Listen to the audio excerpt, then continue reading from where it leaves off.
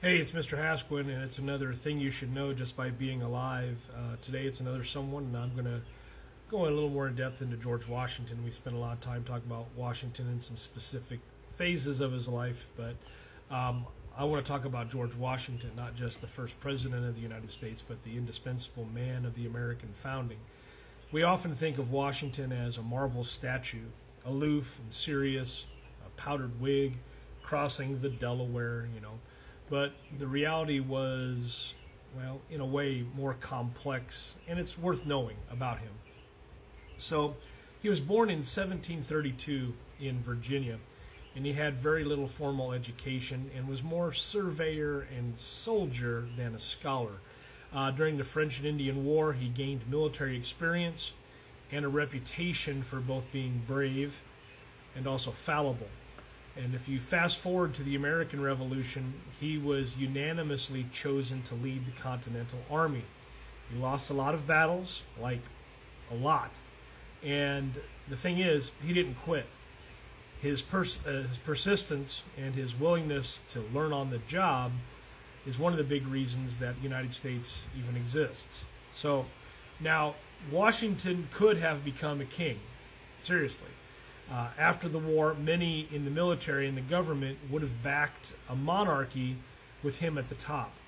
Instead, he resigned his commission and he went back home to his plantation at Mount Vernon.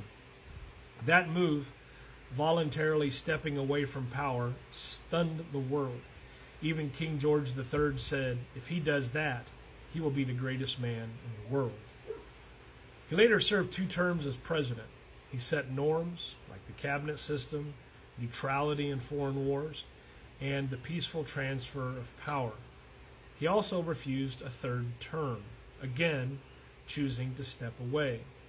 That precedent held until FDR. He's been known as the American Cincinnatus. But Washington wasn't perfect. Like I've mentioned in previous videos, he did enslave over 100 people. He struggled privately with slavery, but he kept enslaving people and signed laws that reinforced it.